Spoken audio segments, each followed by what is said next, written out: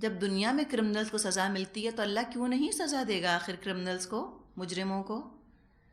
یہ ان کی کیفیت ہوگی قیامت کے دن۔ یا ہو سکتا ہے کہ الساعہ سے مراد موت بھی ہو۔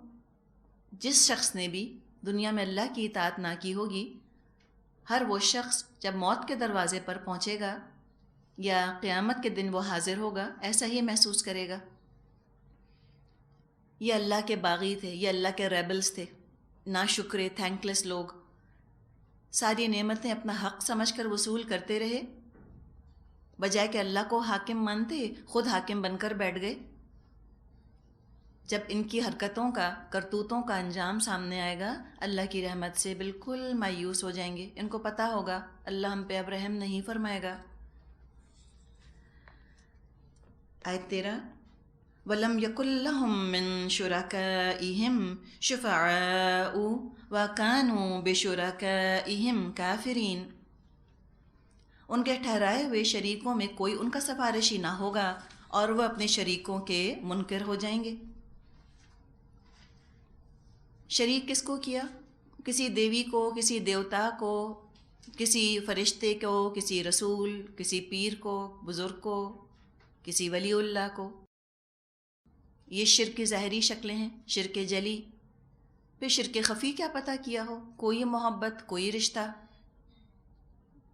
کسی اور چیز کا خوف، کسی اور چیز کی تمنا وہ جگہ لے لے جو اللہ کی ہونی چاہیے، کسی اور کی محبت ایسا اپنا گرویدہ کر لے کہ اللہ بھول جائے، اپنے اندر کوئی مصروفیت ایسا گم کر لے انسان کو کہ اللہ کی اطاعت کا وقت نہ نکلے۔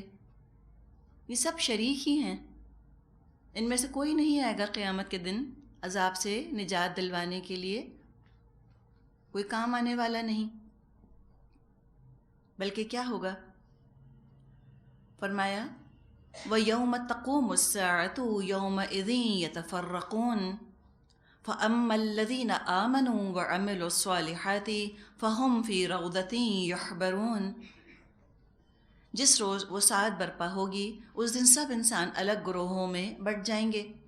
جو لوگ ایمان لائے ہیں اور جنہوں نے نیک عمل کیے ہیں وہ ایک باغ میں شاداں اور فرحاں رکھے جائیں گے۔ روضہ کا مطلب ہوتا ہے رونق اور شادابی والا سرسبز باغ، بہت ہی خوبصورت باغ، دل خوش ہو جائے دیکھ کر۔ اور روضہ کی جمع ہے ریاض، ریاض الصالحین احادیث کے مجموعے کا نام ہے۔ تو فرمائے کہ وہ بڑے خوبصورت باغ میں رکھے جائیں گے، یحبرون، خوش کیے جائیں گے۔ حبور، ہا بارا، حبور سرور کی طرح کا لفظ ہے، سرور آ جائے جس چیز سے، مزہ آ جائے، بس عمدہ عمدہ نعمتیں۔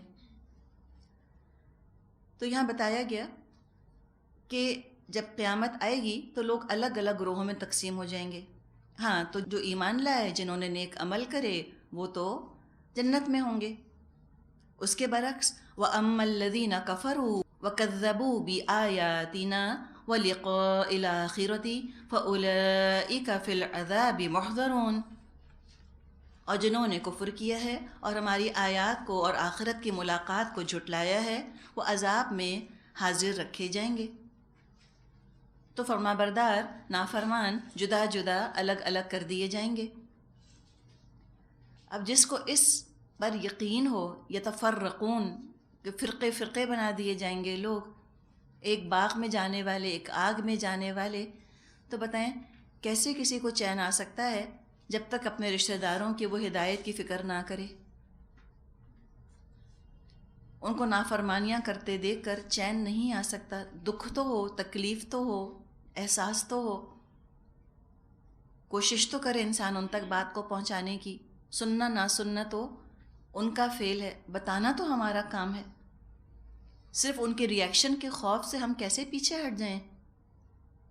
آج اتنی سی بات بری لگ رہی ہے، کل جب جہنم میں گریں گے تو کہیں گے نا ہم سے کہ تم نے بتایا کیوں نہیں تھا ہم کو، تم بتاتے تو، تمہیں کیا پتا تھا کہ ہم نہ سنتے، کیا پتا ہم سن لیتے، تم نے کیوں نہیں بتایا؟ تو بتانا تو ہمارا فرض ہے، بس اللہ سے دعا کرنی چاہیے اللہ ہمیں حکمت دے، ہم ایسے بتائیں کہ ہم اذیت نہ پہنچائیں ان کو، ہم ہدایت کی خاطر بتائیں، ہم بدلہ لینے کے لیے نہ بتائیں۔ ہم ایسے بتائیں کہ واقعی اللہ تعالیٰ ہمیں ذریعہ بنا لے ہدایت دینے کا ان کو۔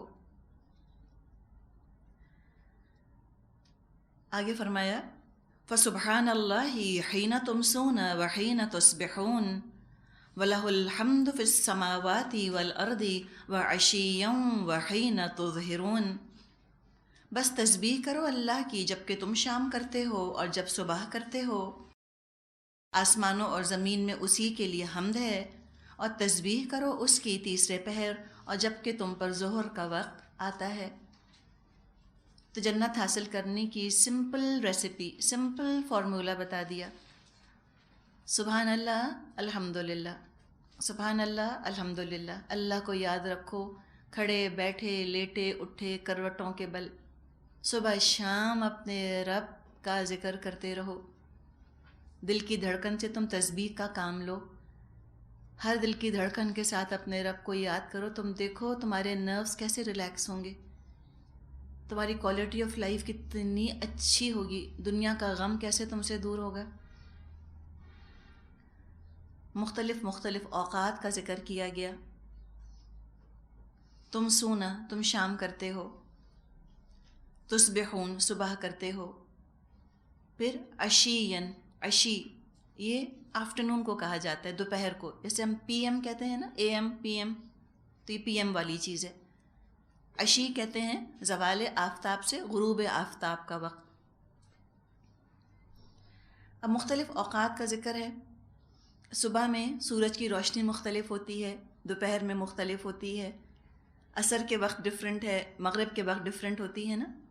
اب دیکھیے جس اینگل سے انسان پر روشنی پڑ رہی ہوتی ہے وہ بھی انسان کے موڈ پر اثر انداز ہوتی ہے چیز۔ اب دنیا ہی میں دیکھ لیں، بہت تیز روشنی 1000 واٹ کے بلب میں آپ بیٹھیں، آپ کا موڈ بالکل ڈفرینٹ ہوگا، الرٹ ہوتا ہے انسان، بالکل انرجی آتی ہے اس کے اندر، ایکٹیو ہوتا ہے۔ پھر آپ لیمپس کی روشنی لیں، اس میں ذرا ریلیکس ہوتے ہیں۔ اب 0 واٹ کا بلب لگا دیں تو نیند ہی آ جائے، سو ہی جائیں۔ تو روشنی جو انسان کے موڈ پر بڑا اثر ڈالتی ہے، اور روشنی کا رنگ کیا ہے وہ بھی موڈ پہ اثر ڈالتی ہے۔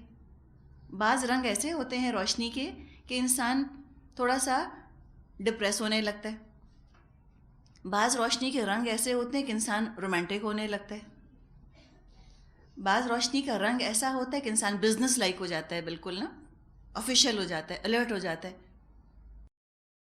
تو یہ جب مختلف اوقات میں سورج کی روشنی تم پر الگ الگ زاویے سے، الگ الگ اینگل سے پڑے، تو ایسا نہ ہو کہ کوئی تمہارے موڈ کے اندر تغیر ایسا ہو جائے، کوئی ایسا چینج آئے جو تم کو گناہوں کی طرف لے کر چلے۔ تو اللہ کو یاد کر لیا کرو تاکہ اپنے بدلتے موڈ سے، سورج کے بدلتے رنگوں سے، بدلتی روشنی سے تم اپنے لیے رنگین رنگین طرح طرح کی رنگ برنگی جنت ہی حاصل کرو۔ ہر وقت اپنے رب کو یاد رکھو، زندگی کے بدلتے حالات ہوں، تمہارے بدلتے موڈ ہوں، خوشی ہو یا غم، چاہے مصروفیت ہو، فراغت ہو، تھکن ہو یا فریشنس ہو، سب میں اللہ کو یاد رکھو، اور جو کام ان اوقات میں کرو گے سب کا اللہ کو حساب دینا ہے، سب کا اجر تم کو مل جائے گا۔ فرمایا یخرج الحی من المیت ویخرج المیت من الحی وَيُحْيِي الْأَرْضَ بَعْدَ مَوْتِهَا وَكَذَلِكَ تُخْرَجُونَ۔ وہ زندہ میں سے مردے کو نکالتا ہے اور مردے میں سے زندہ کو نکال لاتا ہے، اور زمین کو اس کی موت کے بعد زندگی بخشتا ہے، اسی طرح تم لوگ بھی حالت موت سے نکال لیے جاؤ گے۔ تھوڑی سی دیر کا جیسے رات کا سونا ہوتا ہے، ایسے ہی تھوڑی سی دیر کا اصل تمہارا قبروں کے اندر سونا ہوگا، پھر نکل آؤ گے، اور پھر تمہاری ہمیشہ کی زندگی کا آغاز ہوگا، پرماننٹ لائف۔ فرمایا آیت نمبر 20 رکوع نمبر 3 شروع ہو رہا ہے، وَمِنْ آيَاتِهِ أَنْ خَلَقَكُم مِّن تُرَابٍ ثُمَّ إِذَا أَنْتُمْ بَشَرٌ تَنْتَشِرُونَ۔ اس کی نشانیوں میں سے یہ ہے اس نے تم کو مٹی سے پیدا کیا، پھر یکایک تم بشر ہو کر زمین میں پھیلتے جا رہے ہو۔ تو اب یہاں جو انسان کا ذکر آیا، اس کا آغاز ہو رہا ہے انسان کے ذکر کا، اور کیا کیا چیزیں انسان کو سکون دیتی ہیں، آرام دیتی ہیں، اللہ تعالیٰ نے کیا کیا انتظام کر دیا انسانوں کے فائدے کے لیے، اس کا ذکر اب اگلی آیات میں ہم پڑھیں گے۔ آیت نمبر 21، وَمِنْ آیَاتِهِ، اور اس کی نشانیوں میں سے، ان خلق لکم من انفسکم ازواجا، ایک نشانی یہ ہے کہ اس نے تمہارے لیے تمہاری ہی جنس سے بیویاں بنائیں، لِتَسْكُنُوا إِلَيْهَا، تاکہ تم ان کے پاس سکون حاصل کرو، وَجَعَلَ بَيْنَكُمْ مَوَدَّةً وَرَحْمَةً، اور تمہارے درمیان محبت اور رحمت اس نے پیدا کر دی۔ إِنَّ فِي ذَلِكَ لَآيَاتٍ لِقَوْمٍ يَتَفَكَّرُونَ، یقیناً اس میں بہت سی نشانیاں ہیں ان لوگوں کے لیے جو غور و فکر کرتے ہیں۔ اللہ تعالیٰ نے انسانوں کو مٹی سے بنایا، لیکن اس کو ایسی عزت دی، ایسا اہتمام کیا اس کی راحت کا، اس کی خوشی کا، اس کے سکون کا، ایک پورا نظام اللہ تعالیٰ نے بنا دیا۔ ایک تو مٹی سے بنانے میں یہ بات واضح کر دی گئی کہ رنگ ہو یا نسل ہو، مال ہو یا دولت، یا حسب نسب کسی کے پاس ہو، یا کوئی کچھ بھی زبان بولتا ہو، کسی کو کسی پر فوقیت نہیں، بنے تو سبھی مٹی سے ہیں، اور سب ایک ماں باپ کی اولاد ہیں۔ رب بھی ایک ہے اور اب بھی ایک ہے، باپ بھی ایک ہے، ایک ہی خاندان ہو تم سب، ایک خاندان کے افراد تو برابر ہی ہوتے ہیں۔ آدم علیہ السلام کی اولاد ہو، اور نبی اکرم صلی اللہ علیہ وسلم نے فرمایا کہ آدم مٹی سے بنے تھے۔ تو ابتدا کا ذکر کیا گیا، بتا دیا کہ تمہاری کیا حقیر ابتدا ہے، لیکن دیکھو اللہ نے تمہیں کس طرح سے پرسکون کیا ہے، کیسے تمہاری خوشیوں کا اللہ تعالیٰ نے اہتمام فرمایا ہے، یہ بھی اس کی نشانی ہے۔ سکون چاہتے ہو تو سکون تم کو مادی چیزوں میں نہیں ملے گا، سکون تم کو ملے گا تعلقات میں، رشتہ داریوں میں سکون ملے گا۔ انسانوں کے لیے سکون کا باعث بنتے ہیں، سامان انسانوں کے لیے سکون کا باعث نہیں بنتا، انسان سکون پہنچاتے ہیں۔ اور ایک انتہائی پرسکون رشتے کی طرف اشارہ کیا جا رہا ہے، اور وہ ہے شوہر بیوی کا رشتہ۔ شادی کا مقصد یہاں بتایا گیا، مقصد کیا ہے؟ عام طور پہ کہا یہ جاتا ہے کہ شادی اس لیے کرنی چاہیے کہ افزائش نسل ہو، بچے ہوں۔ اب یہ تو آپ دیکھیں نا، یہ بات جو ہے نا، یہ فطرت کے ساتھ نہیں چلتی۔ ایک ینگ لڑکی کا یا ینگ لڑکے کا آپ تصور کیجئے، 17، 18، 20 سال کی لڑکی ہے یا 20، 22 سال کا لڑکا ہے، اور آپ اس سے پوچھیں کہ شادی کرنی ہے، وہ کہیں ہاں تاکہ بچے تو ہونا ہمارے، تو ہم تو اسکینڈلائز ہو جائیں، ہم کہیں کہ اللہ کیا ہو گیا ان کو۔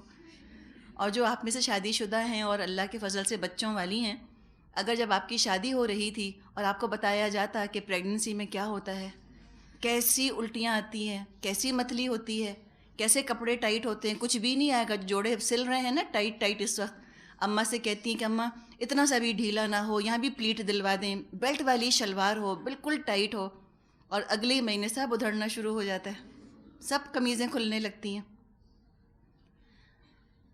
اور یہ پتہ چلے کہ کس مشکل سے بچہ پیدا ہوتا ہے، اور پھر کیسے وہ راتوں کو جگاتا ہے اور کتنا وہ تنگ کرتا ہے، تو لوگ کانوں کو ہاتھ لگائیں کہ ہم باز آئے شادی سے۔ تو یہ مقصد نہیں ہے، اللہ نے یہ فرمایا ہی نہیں کہ تم شادی اس لیے کرو کہ بھئی بچے تو ہوں تمہارے ہاں، یہ نہیں، بلکہ قرآن نے تصور جو دیا ہے ہم کو، بڑا ہی خوبصورت، بڑا ہی رومانٹک تصور دیا ہے۔ آپس کا جسمانی تعلق تو جانور بھی قائم کرتے ہیں، جانوروں کے اندر صرف لسٹ ہوتا ہے، صرف ہوس ہوتی ہے، ایک تسکین ہوتی ہے اپنے حیوانی جذبے کی، اینیمل انسٹنکٹ کی تسکین کے لیے وہ جوڑا بناتے ہیں، اور یقیناً ان کا مقصد جو ہے وہ افزائش نسل کے علاوہ اور کچھ بھی نہیں۔ لیکن انسان جانور تھوڑی ہے،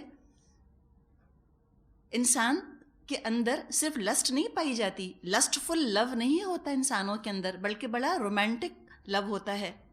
لسٹ صرف جانوروں میں ہوتی ہے اور رومانس صرف انسانوں میں ہوتا ہے۔ یہ رومانس، یہ تعلق، یہ بھی انسان کو بہت تسکین فراہم کرتا ہے، انسان کی فطرت سکون پاتی ہے مرد کی فطرت سکون پاتی ہے اپنی بیوی کے پاس، اور عورت کی فطرت سکون پاتی ہے شوہر کے پاس۔ تو اسلام نے تو بڑا خوبصورت، بڑا ماڈرن، بڑا رومانٹک ہمیں کانسیپٹ دیا ہے کہ شادی کا مقصد کیا ہے؟ لِتَسْكُنُوا إِلَيْهَا، تاکہ تم سکون پاؤ۔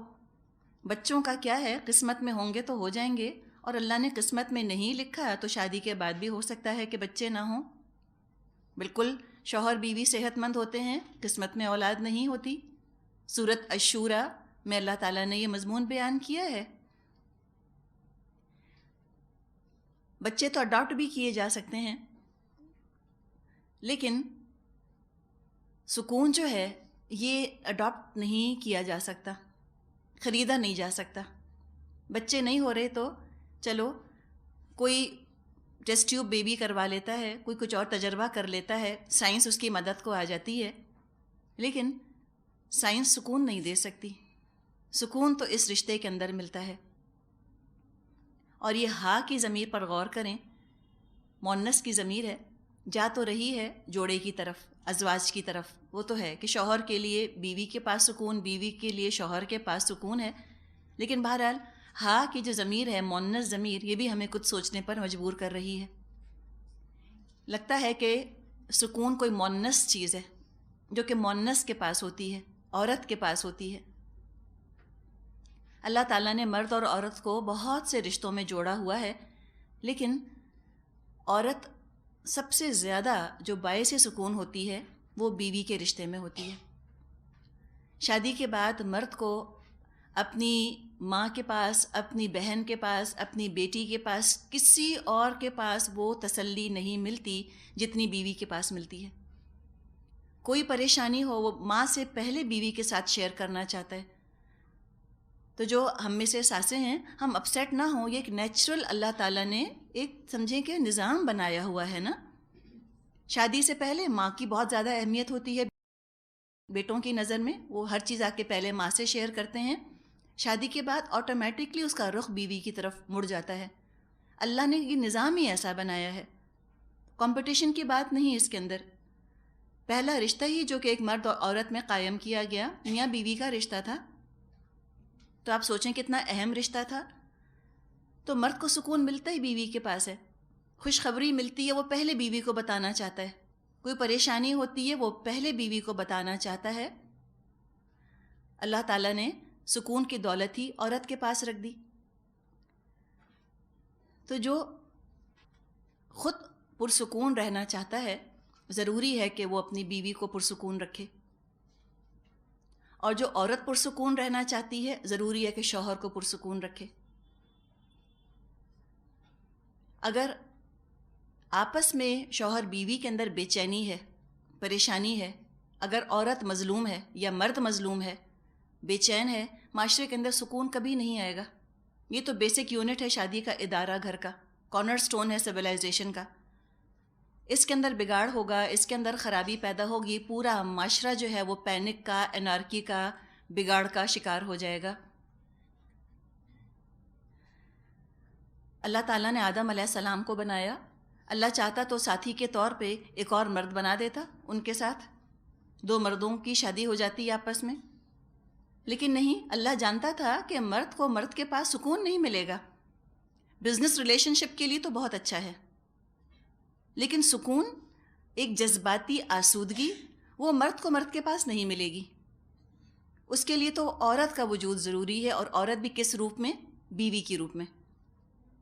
اللہ تعالیٰ نے آدم علیہ السلام کی کمپینین کے طور پر بی بی حوا کو تخلیق کیا، بنایا، پرفیکٹ کمپلیمنٹ پیدا کیا، پرفیکٹ کمپلیمنٹ۔ جو ایک کے اندر انسیکیورٹیز ہیں، کمزوریاں ہیں، خرابیاں ہیں، وہ اس کا جوڑا پورا کر دیتا ہے۔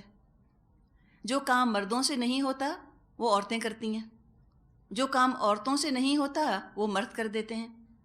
تو یہ سکون کا تعلق ہے جو کہ اللہ نے بنا دیا۔ اور بات بڑی اہم ہے، سکون ہے زوج کے اندر، یہ بھی یاد رکھیں۔ نکاح کے رشتے میں اللہ تعالیٰ نے سکون رکھا ہے، اور یہ کوئی ریلیجس قسم کی باتیں نہیں ہیں، ہم کہیں کیا میڈیول بیکورڈ باتیں ہیں، نیرو مائنڈڈ نہیں۔ جو انہوں نے سائیکولوجیکل سٹڈیز کی ہیں سوشیولوجی میں، معاشرے کو دیکھا ہے، انہوں نے سروے کیا شادی شدہ جوڑوں کا اور لیونگ ٹوگیدر کپلز کا جو بغیر شادی کے ساتھ زندگیاں گزار رہے ہوتے ہیں. پتہ یہ چلا کہ جو شادی شدہ جوڑے ہیں وہ بہت پرسکون ہوتے ہیں, زیادہ خوش ہوتے ہیں, اور جو غیر شادی شدہ ہوتے ہیں لیونگ ٹوگیدر بغیر نکاح کے تعلق کے جو ساتھ زندگیاں گزار رہے ہوتے ہیں ان کے اندر سکون نہیں ہوتا.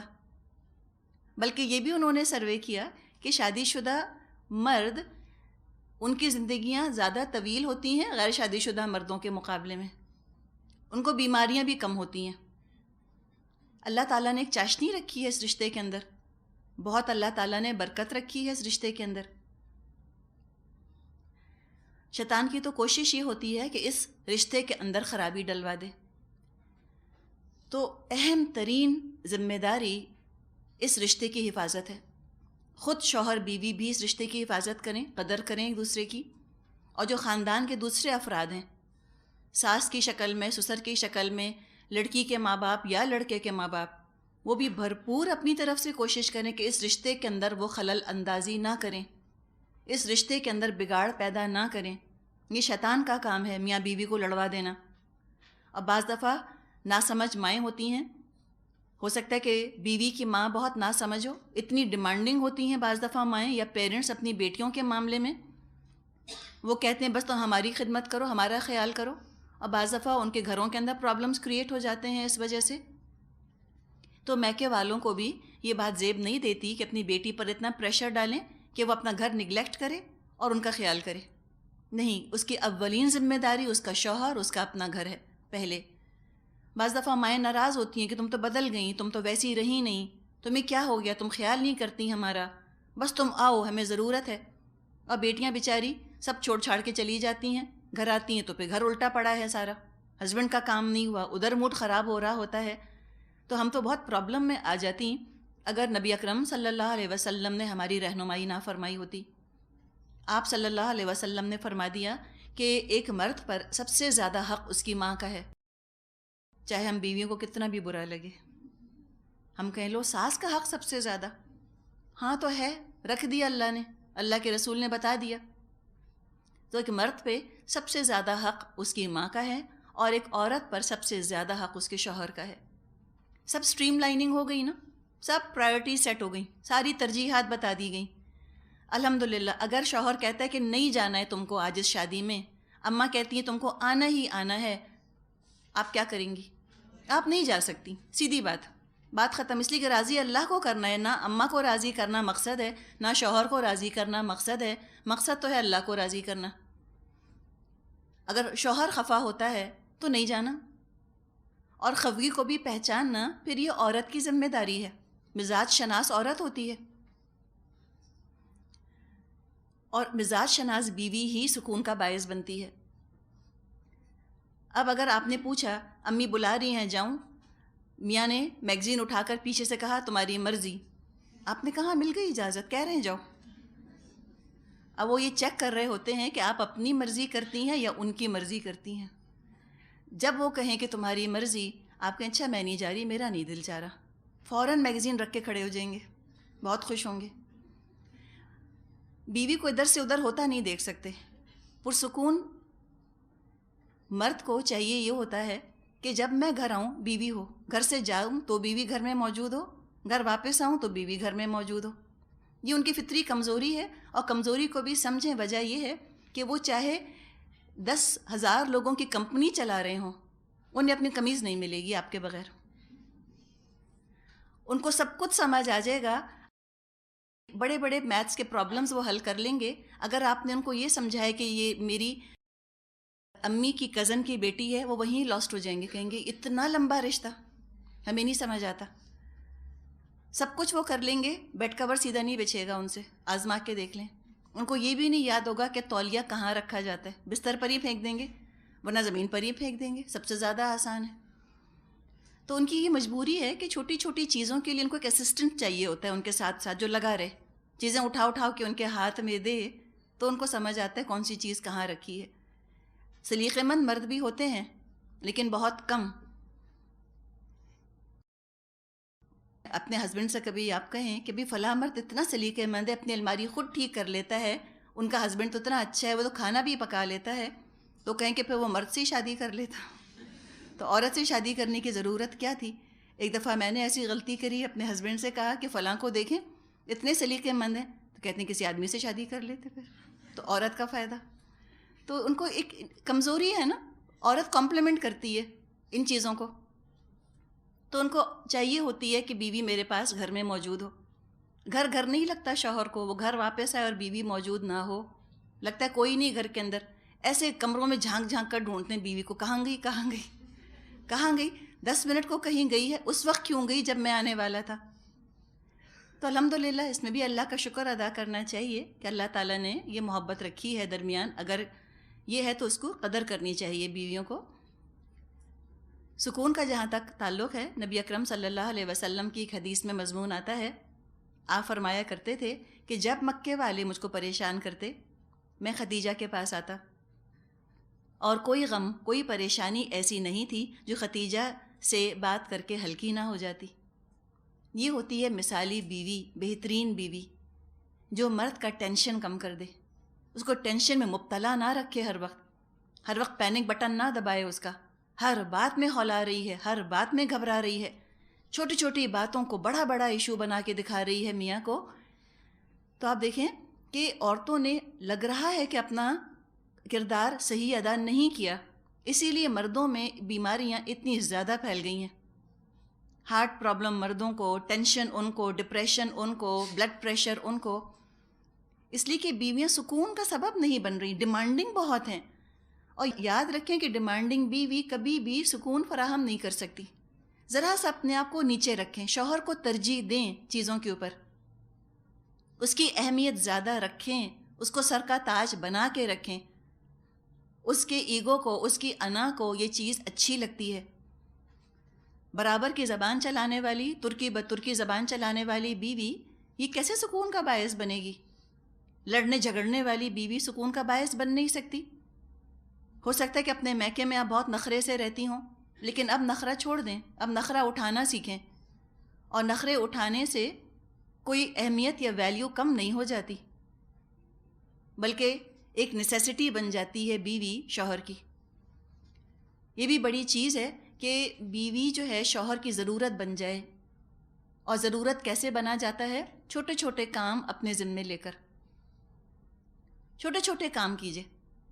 جوتا پالش کر دیا، کپڑے نکال کر دے دیے، خود کپڑے استری کر دیے، اور بڑے بڑے کام کیجئے، اپنے ہاتھ سے کھانا پکا دیا. الحمدللہ یہ تمام چیزیں ریلیکس کرتی ہیں شوہر کو. ہیومن ٹچ بھی بڑی چیز ہے نا، انسانی لمس جو ہوتا ہے یہ بھی بہت سکون کا باعث بنتا ہے.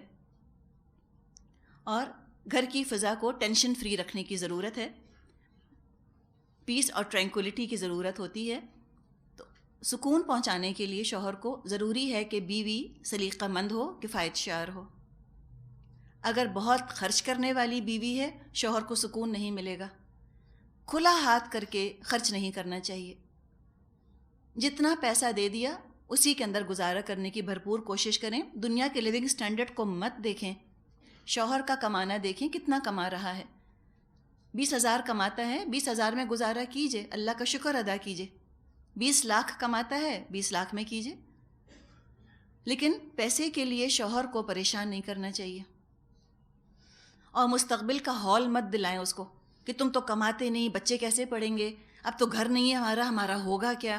ایسے ہلاتی ہیں کہ لگتا ہے کہ ہمیشہ یہیں رہنا ہے. اگر 10 گھر بھی کسی کے ہیں تو جانا ہے نا چھوڑ کے، تو پھر کیا فکر ہے؟ اللہ نے آج رکھا ہے، اللہ کل بھی رکھے گا. تو یہ مستقبل کے اندیشوں کے اندر شوہر کو مبتلا کرنا، یہ سمجھیں کہ ایک نسخہ ہے اس کو ہارٹ پرابلم میں مبتلا کرنے کا.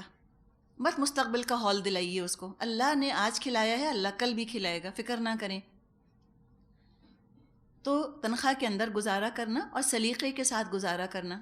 اتنی محنت سے مرد کماتے ہیں. اب اگر بیوی صاحبہ جو ہیں وہ بالکل بے ڈھنگی ہیں، ان کو پرواہ نہیں، چیزیں سڑ رہی ہیں، چیزیں گل رہی ہیں، چیزیں پھک رہی ہیں، فرنیچر پر مٹی پڑی ہے، دھول پڑی ہے، کوئی چیز جگہ پہ نہیں ملتی، تو ٹینشن ہی ٹینشن ہوگا گھر کے اندر. صبح آفس جا رہا ہے شوہر، جوتا جگہ پہ نہیں، شرٹ استری نہ ہوئی بھی ملے، باتھ روم میں صابن نہ ملے، باتھ روم میں تولیہ نہ ہو، تب سوچیں نا وہ کس فریم آف مائنڈ کے ساتھ نکل کر آفس جائے گا. ناشتہ جو ہے وہ ڈھنگ کا نہیں. یہ باتیں نہیں ہونی چاہیے. اور ڈھنگ کے ناشتے کے اندر کوئی 5 کورس میل کی بات نہیں. جو ہو صاف ستھرا ہو, سلیقے سے رکھا ہو.